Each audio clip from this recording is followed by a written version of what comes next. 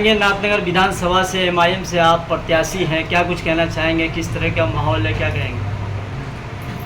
देखिए, विधानसभा में हम चल फिर रहे हैं, लोगों से मिल रहे हैं, बहुत जी। अच्छा रिस्पांस मिल रहा है। एक बदलाव की बिहार देखने को मिल रही है। जी। जहां जाते हैं जनता का प्यार मिलता है। बल्कि यूँ कहें कि हमें तो ये लगता है कि नाथनगर विधानसभा की जनता पलके बिछाए एमआईएम का इंतजार कर रही है यस। कि एमआईएम कब मैदान में आए और हम इसके साथ हो जाएं। एमआईएम के प्रति लोगों में दीवानगी है। जी।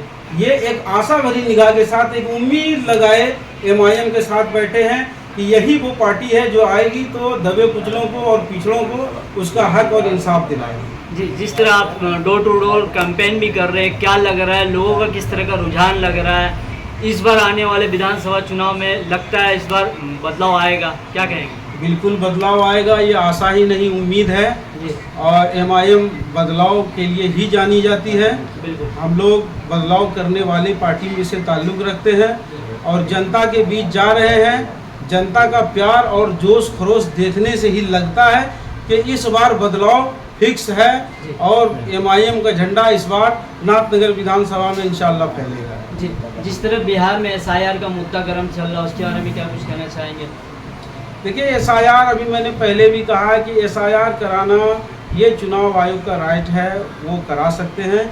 लेकिन एसआईआर ऐसे टाइम पर कराना जब चुनाव एकदम हमारे सर पर आके बैठा हुआ हो, उस वक्त इतना बड़ा एक्सरसाइज जो सरकार कर रही है, ये सवालिया निशान है। ये सवालिया निशान है। ये विधानसभा चुनाव के सटने के समय नहीं होना था, ये 1 साल पहले होना था, 6 महीना बाद होना था। ये जिस समय में हो रहा है, ये सवालिया निशान है। ये चुनाव आयोग और केंद्र की सरकार की ये मिली जुली ये एक साजिश है। इस साजिश के तहत अच्छे अच्छे लोगों को जो कि सरकार के खिलाफ, एनडीए के खिलाफ जो वोटर है, उनको टारगेट किया जा रहा है, उनको वोट देने के अधिकार को छीनने की एक साजिश है। जी। साथ ही बिहार में जो 2,44,000 वोटरों का नाम कट गया, उसके बारे में क्या कुछ कहना चाहेंगे? इसका लिस्ट हमारे पास आया है। जैसे कि हम एक जिला के जिम्मेदार हैं अपनी पार्टी के, इसका लिस्ट देख के हम प्रखंड वाइज और बूथ वाइज इसका हम सर्वे करके लिस्ट निकाल रहे हैं। और जिस जिसका नाम कटा है, हम उस घर तक जाएंगे, दरवाजे तक, उनसे मिलेंगे, वहाँ के बीएलओ से भी संपर्क करेंगे। और मैं आपके चैनल के माध्यम से नाथनगर विधानसभा की जनता को ये आश्वस्त करना चाहता हूँ कि जेन्युइन एक भी आदमी का अगर वोटर लिस्ट से नाम कटा है तो उसके लिए एमआईएम लड़ाई लड़ेगी, चाहे हमें सड़क पर आना पड़े, चाहे हमें मैदान में आना पड़े। एक भी जिम्मेदार भारतीय नागरिक को उसका अधिकार है वोट देना। उसको वोटर लिस्ट से नाम काटने के लिए हम कभी इजाज़त नहीं देंगे चुनाव आयोग को।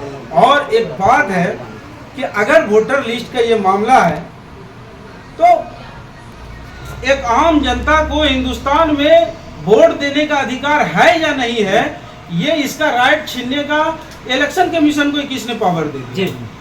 अगर कोई वोट देने का अधिकार नहीं है तो ये सुप्रीम कोर्ट तय करेगा। भारतीय नागरिकता छीनने का अधिकार सुप्रीम कोर्ट को पास है, वो देखेगा कि ये नागरिक है या नहीं है। ये अधिकार चुनाव आयोग को किसने दे दिया? चुनाव आयोग का काम है निष्पक्ष चुनाव करा देना। किसको वोट देने का अधिकार है, किसको नहीं देने का है, ये फैसला करना चुनाव आयोग का काम नहीं है। ये चुनाव आयोग सुप्रीम कोर्ट के पावर के साथ दखलंदाजी कर रही है। कोई आदमी भारतीय नागरिक है या नहीं, एक बार फिर से मैं पूरी जिम्मेदारी के साथ कहता हूं कि ये तय करना सुप्रीम कोर्ट का काम है, चुनाव आयोग का ये काम नहीं है। चुनाव आयोग को ये पावर हमारे देश की जनता विरोधी सरकार, ये मोदी की सरकार जो है, ये जो मुसलमानों के साथ छल करने वाली सरकार है, दबे पिछड़ों को मारने वाली सरकार है, पूंजी वाले को पैसा देने वाली सरकार है। इस सरकार का ये दोहरी नीति इससे दिखती है कि तुम बैकवर्ड, तुम पिछड़े, तुम दलित, तुम मुस्लिम, हमें वोट नहीं दोगे, हम तुम्हारा वोट देने का अधिकार ही छीन लेंगे।